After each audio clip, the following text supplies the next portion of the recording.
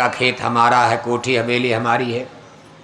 10-20 साल में आप भी राम नाम, 10-20 साल में आप भी निपट जाओगे।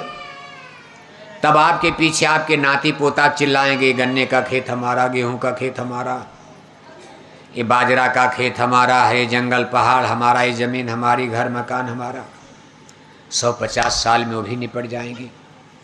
ऐसे हमारा हमारा करते करते मानव जाति की अनगिनत पीढ़ियों ने जन्म लिया और अनगिनत पीढ़ियां यहाँ से चली गई, मारी गई हैं। ना घर तेरा ना घर मेरा, ये चिड़िया रैन बसेरा। संत महापुरुष आपको यही समझाने की कोशिश करते कि कम से कम इसको भी जानते रहो, घर मकान बना तो ठीक है बनाओ, शरीर की रक्षा करना है, जाड़ा गर्मी बरसात से बचाना है।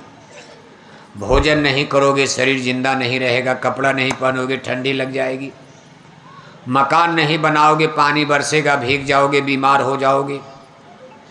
शरीर की रक्षा करना, रोटी कपड़ा मकान, ये तो आपका धर्म है।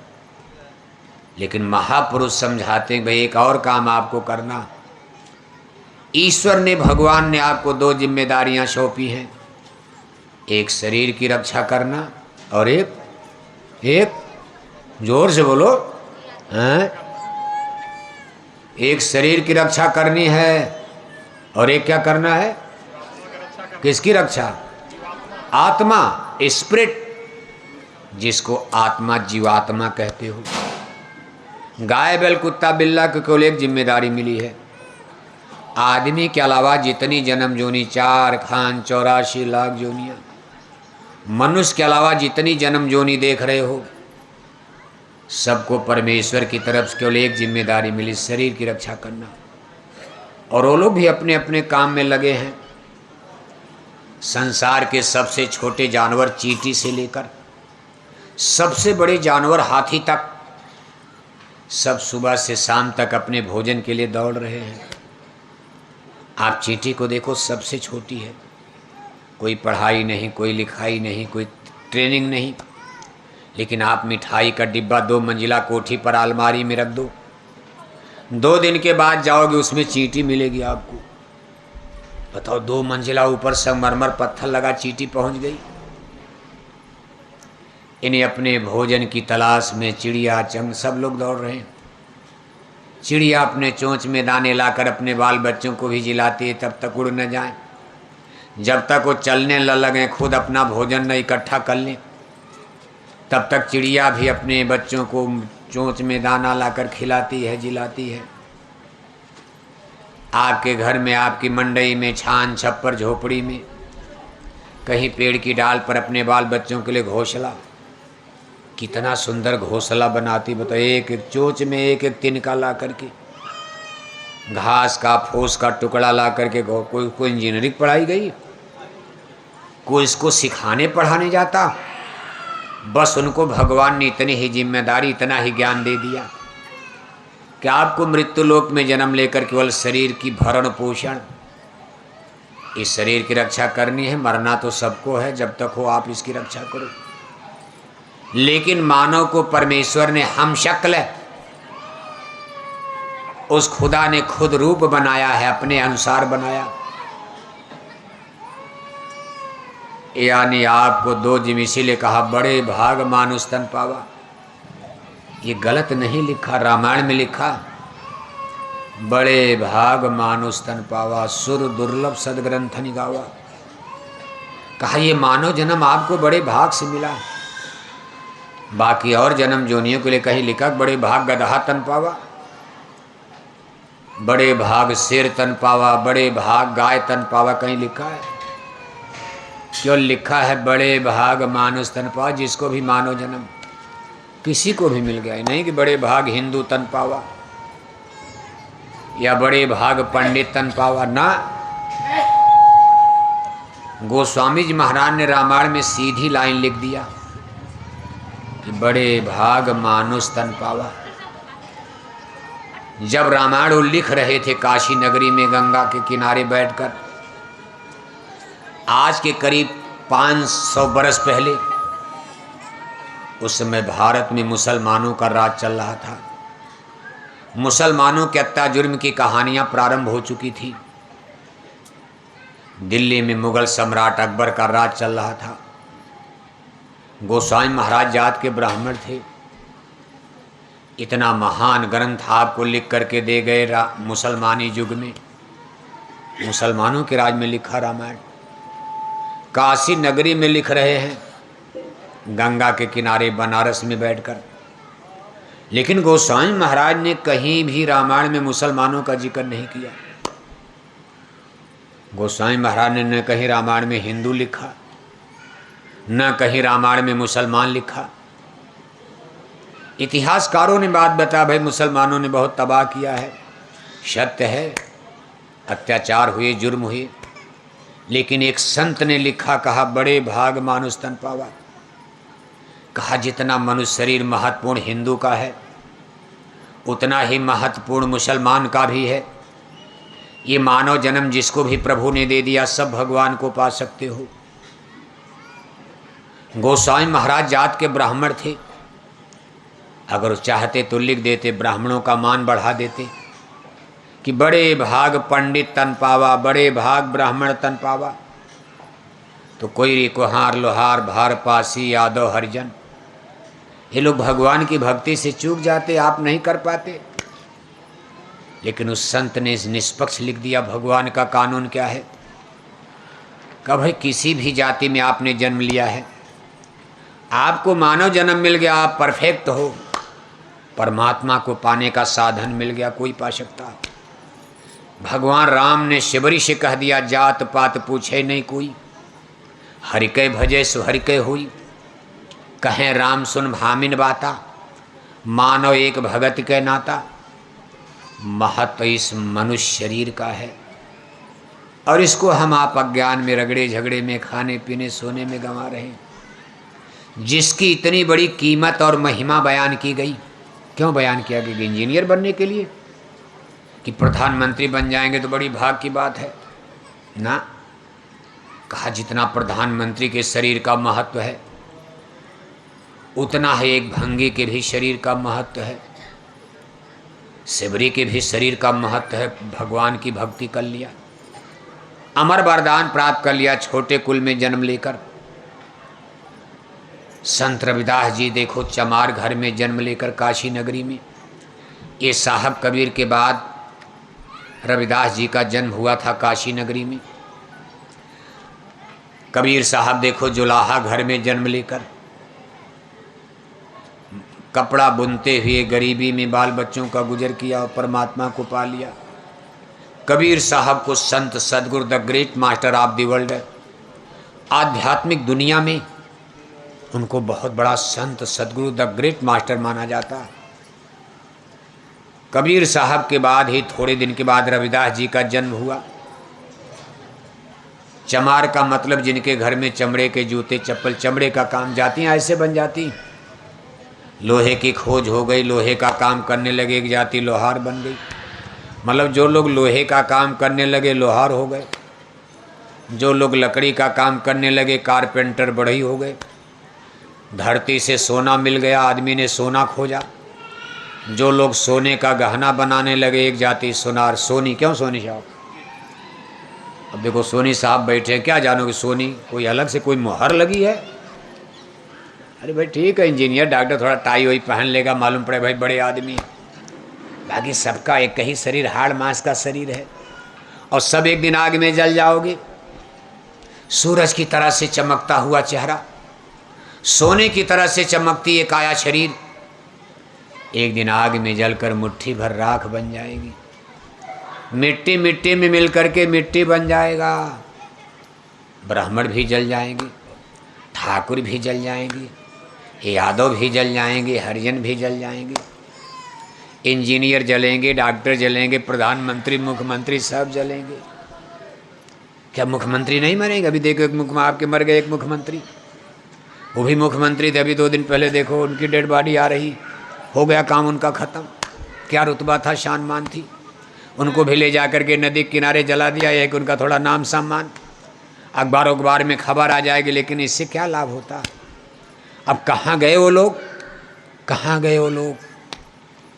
मौत के बाद क्या कुछ बचता है? इसमें कई मत काम कर रहा। आज के इस बौद्धिक वैज्ञानिक युग में देखो, साइंस विज्ञान का युग चल रहा, इसमें हमारे इंटेलेक्चुअल पर्सन्स, जो पढ़ा लिखा समाज है, वो कहता भाई नहीं नहीं, मौत के बाद कुछ नहीं बचता। इसको ओनली वन लाइफ थियरी कहा जाता, theory of only one life, जिसको आप कम्युनिज्म कहते हो, कम्युनिस्टवाद, साम्यवाद, तमाम सिद्धांत है। वो लोग देवी देवता, ईश्वर, भगवान, आत्मा, परमात्मा नहीं मानते, कहा भाई एक ही जीवन है। यानी वो जीवन को केवल शरीर मानते हैं। शरीर आग में जल गई, पानी में गल गई, मुसलमान ने गड्ढे में डाल दिया, मिट्टी मिल गई, शरीर खत्म, जीवन खत्म। कहा मौत के बाद कुछ बचता ही नहीं है, किसका जन्म होगा, किसका मरण होगा फिर? इसलिए इसको एक जीवन का सिद्धांत कहते कि हमारा जीवन केवल एक है, ओनली वन, माने एक जीवन है। अगर इस थियरी को हम आप मान लें कि जीवन केवल एक होता है, तो हमको रामायण गीता पढ़ने की क्या जरूरत है? पूजा पाठ धर्म कर्म करने की क्या जरूरत है? गंगा जमुना में जाकर डुबकी लगाने की क्या जरूरत है? गुरु सदगुरु संतों का सत्संग सुनने की क्या जरूरत है? योग साधना उपासना तपस्या करने की क्या आवश्यकता है? क्योंकि हम मोक्ष मुक्ति के लिए तो पूजा पाठ करते हैं। इतने पैसे लगाकर मंदिर देवालय शिवालय, भाई चलो कुछ हो जाएगा, दान पुण्य। हमारी आत्मा मौत के बाद मुक्ति मोक्ष नरक में नहीं जाएगी। ये दूसरी थियरी, इसको आध्यात्मिक थियरी कहते हैं। इसमें जीवन के बाद बचता है, उसको आत्मा कहते हैं। जीवन हमारा शरीर ये नष्ट होता है, इसको घर वाले आग में जला देते हैं, इसके बाद भी हम जिंदा रहते हैं, तब आत्मा के रूप में। और यही आत्मा फिर जन्म मरण में आती है, जिसको पुनर्जन्म कहा जाता है। फिर मरेगी, मौत कहा जाता है। जन्म मरण का चक्र चलता रहता है। और ये जन्म मरण का चक्र कब तक चलता रहेगा? कब तक आपका चतरा में जन्म मरण होता रहेगा? जब तक एक बार आप परमात्मा से नहीं मिलोगे। अगर एक बार आप परमात्मा से, भगवान से मिल गए, तब आपके जन्म मरण का खेल खत्म हो जाएगा। तब आपको चतरा में नहीं आना पड़ेगा, मनुष्य में, गाय में, बैल में, कुत्ता में। अब कहा तो ये जा रहा है अध्यात्मवाद में। हमारे धर्म ग्रंथ तो ये करेंगे भाई आदमी का ही नहीं, ये नहीं कि दोबारा आपको आदमी का ही जन्म मिले, हो सकता गाय का मिल जाए, कुतिया का मिल जाए, बैल का मिल जाए, गधे का मिल जाए। इस पर देखो पढ़े लिखे लोग सस्पेंस में आ जाते, समझ में नहीं आता, इसमें विभेद पैदा होता कि आदमी गाय कैसे बन जाएगा, बैल कैसे, कुतिया कैसे बन जाएगा। लेकिन संतों की वाणी कह रही है कि कबीर गुरु की भक्ति बिन नार कुकरी होए, घर घर में डोलत फिरे, टूक न डारे कोई। बड़े घरन कै बूचिया, सतसंग सुनन ना जाए, और तेहि कारण कुतिया बनी, और घर घर डंडा। कबीर गुरु की भक्ति बिन राजो गदहा होए, लादी लादे और की घास न डारे। अब हम आप तो गधा देख रहे हैं। मान लो आपके घर में कोई कुत्ता है, दरवाजे पर आप 2 डंडा मार देते हो। अगर मान लो कोई जानकार पुरुष आपसे कह दे भाई मत मारो, आपकी दादी हैं, ये कौन है आपकी, ये आपकी दादी हैं, तो आप उसकी खोपड़ी तोड़ डालोगे, बेवकूफ़ आदमी। हमारी दादी कुतिया, अरे हमारी दादी का तो स्वर्गवास हो गया। क्या हो गया? क्योंकि आपने तेरही में यही नोटिस सूचना सबको दिया है। जब दादी मरी थी, आपने जब तेरही मनाई ब्रह्मभोज, हिंदू लोग, तो पूरे गांव में, जवार में, पूरे पितिज में आपने घर घर सूचना भेजा था।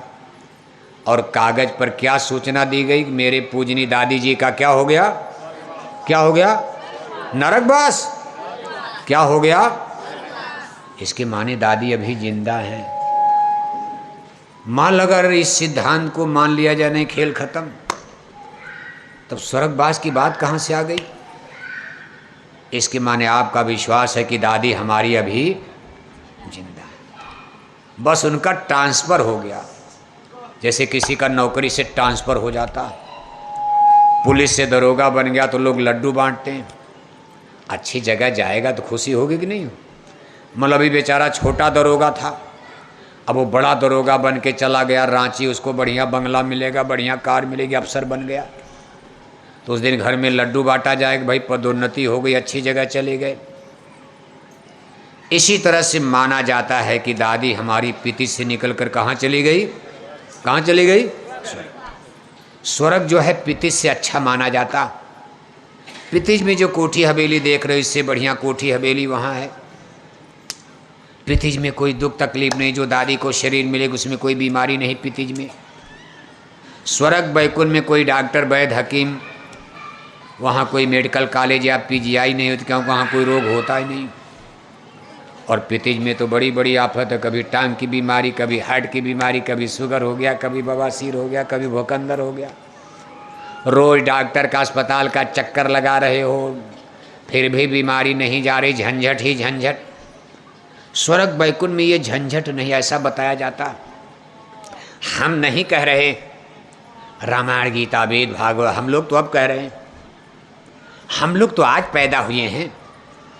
ये जय गुरुदेव धर्म प्रचारक संस्था तो अब आपके सामने आई, कोई नई चीज़ नहीं। जय गुरुदेव मिशन कोई अलग संप्रदाय नहीं है। आप कभी ये मत डरना हिंदू धर्म के खिलाफ है जय गुरुदेव मिशन, जैसे हिंदू के मुसलमान सिख ईसाई कोई धर्म, ना ना ना ना ना ना। हम आपको वही चीज़ बता रहे जो रामायण गीता वेद भागवत शास्त्र पुराण में, जो वेदों में चीज़ वर्णित है। वेद आपको नाम नहीं पता, वेदों में क्या लिखा पितिज में कौन जानता? हिंदुओं से पूछा जाए 4 वेद का नाम बताओ, 4 वेद का नाम नहीं पता, और तिलक टीका लगाए कथा कर रहे हैं। उन वेदों में लिखा क्या है? और वेदों के सार तत्व ज्ञान बोध को वेदांत कहा जाता। इसी वेदांत का रूपरण श्रीमद् भागवत गीता है। इन्हीं वेदों के सार तत्व ज्ञान को लाखों बरस के बाद भगवान श्री कृष्ण ने अर्जुन को ज्ञान दिया था। ये वेदों का सार तत्व ही उसका रूपांतरण है श्रीमद् भागवत गीता में। आप गीता पढ़ो, गीता में क्या लिखा? आत्मा परमात्मा शरीर। भगवान जोगेश्वर श्री कृष्ण ने भी इसको सपोर्ट किया है कि हमारा ये जो वर्तमान जीवन है, लाइफ है, ये 2 चीज़ों के मेल से बना हुआ आत्मा और शरीर। इसको आप इस तरह समझ सकते हो जैसे आपके घर में तमाम इंस्ट्रूमेंट सिस्टम मशीन है, कूलर है, फ्रिज है, फैन है, पंखा है, आटा चक्की मशीन है, पंपिंग सेट है, लेकिन आप के घर में पावर ऊर्जा बिजली ही ना हो तो कोई मशीन काम करेगी? और आपके घर में बिजली है लेकिन कोई मशीन ही नहीं, कूलर फ्रिज फैन पंखा नहीं, तब भी ना ही काम होगा। बिजली सीधे आपको हवा देगी, बिजली सीधे पानी निकालेगी, बिजली सीधे आटा बनाएगी, आटा चक्की मशीन ना हो। यानी बिजली भी चाहिए, पावर भी चाहिए और सिस्टम मशीन भी चाहिए। ऐसे हमारी ये शरीर एक सिस्टम, एक मशीन की तरह काम कर रही, और इस मशीन को चलाने वाली शक्ति को आत्मा, स्पिरिट यानी सोल कहा गया है। जब इस शरीर में आत्मा आएगी, आँख देखने लगेगी, कान सुनने लगेगा, जबान बोलने लगेगी, हाथ पैर आपका चलेगा, हिलेगा, डोलेगा।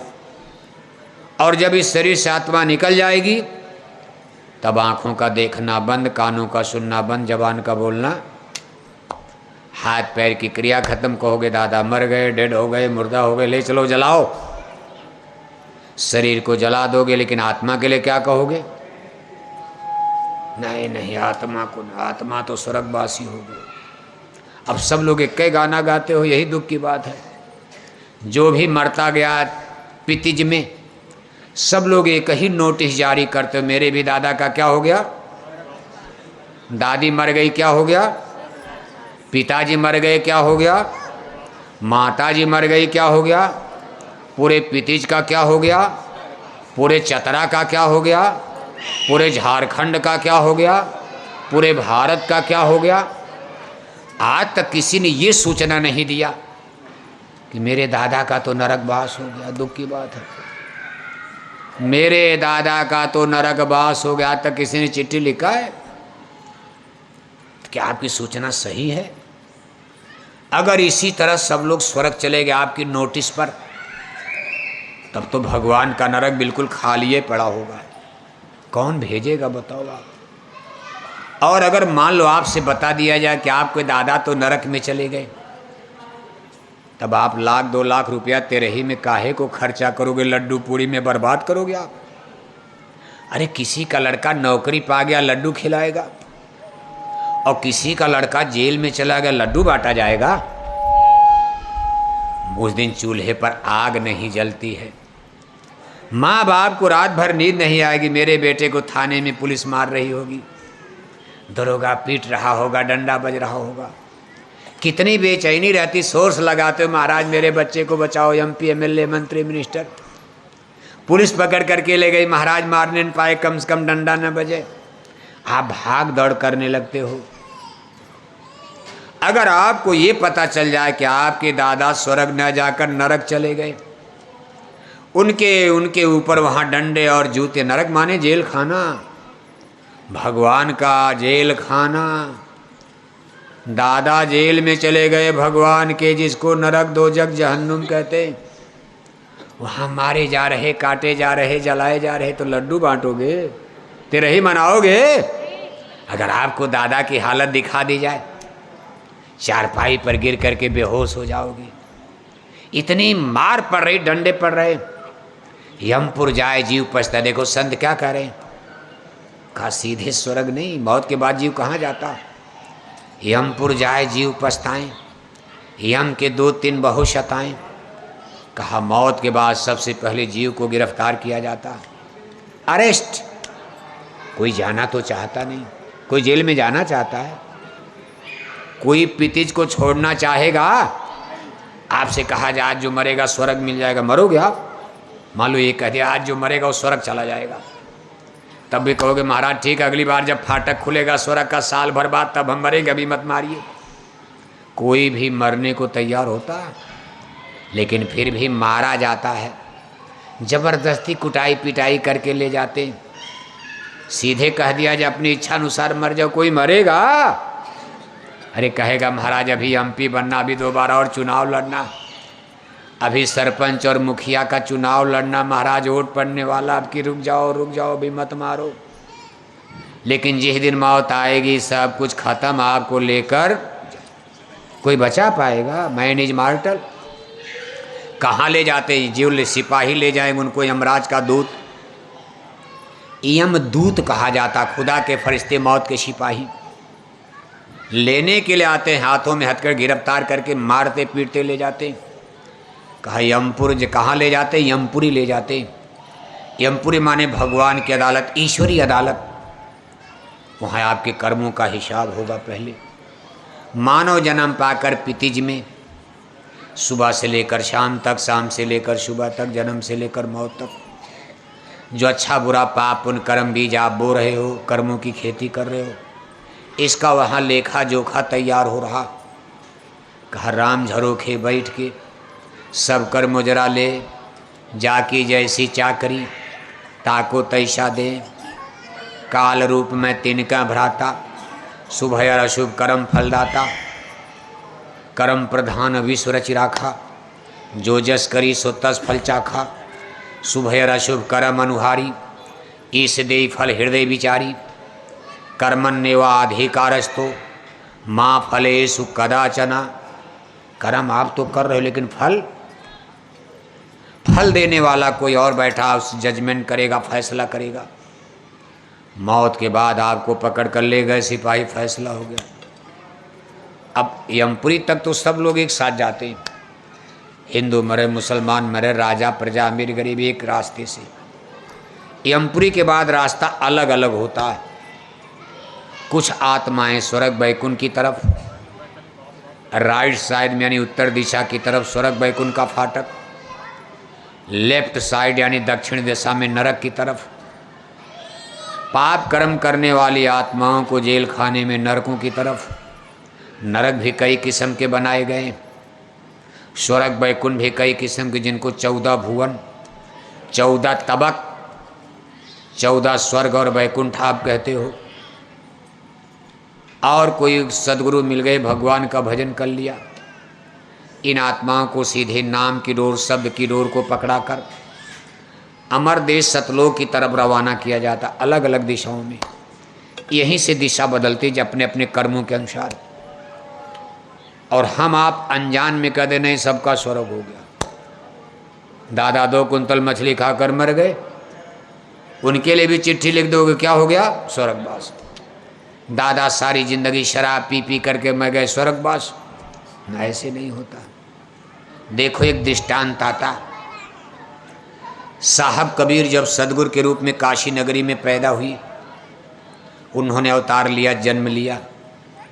एक बार गंगा नदी को पार करके एक गांव में गए, चौधरी लोगों का गांव था, मतलब अच्छी खेती किसानी वाले, मजदूरों का नहीं, चौधरी लोग, जिनको आप एक तरह से लैंड लॉर्ड, जमींदार, बढ़िया खेती बाड़ी करने वाले, गाय भैंस पालने वाले चौधरी किसान लोग उस गांव में रहते थे।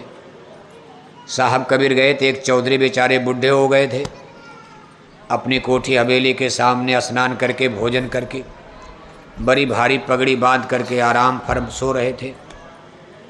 अब बूढ़ा आदमी कोई काम तो करेगा नहीं, दरवाजे पर पड़ा रहता। साहब कबीर लगे उनको सत्संग सुनाने। अब साधु महात्मा सत्संगे तो सुनाएंगे, नाच गाना सुनाएंगे, फिल्मी गीत सुनाएंगे। अब सदगुरु हैं, संत हैं, 2 लाइन शब्द सुना दिया सत्संग का। कहा देख भाई चौधरी, तूने जिंदगी का हर काम कर लिया, बेटा बेटी नाती पोता, घर मकान कोठी हवेली जमीन बगीचा, जिंदगी में कितना कमाया कितना बनाया, सब काम तो तुम्हारा फिट हो गया, लेकिन तूने अपनी आत्मा के कल्याण के लिए कुछ नहीं किया। ये खाता तुम्हारा शून्य यानी खाली पड़ा है। दुनिया के लिए जो काम किया है तो मौत के बाद कुछ जाएगा नहीं, सुई का नोक नहीं जाएगा।